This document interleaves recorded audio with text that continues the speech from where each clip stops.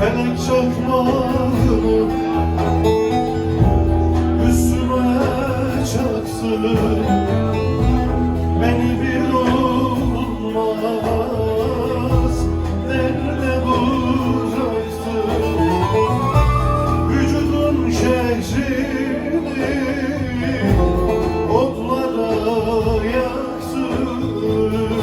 Yandım ateşime, bilen var mı?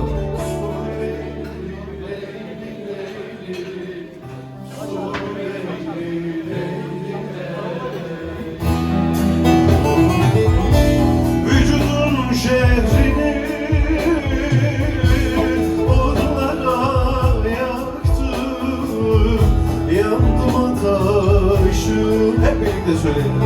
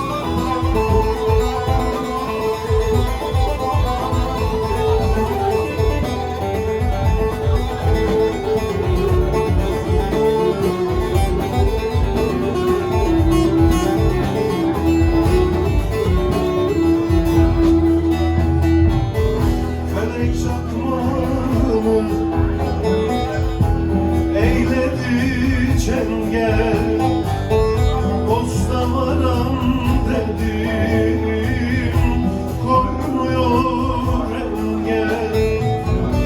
Ölürsen sevdim, üstüme zengel.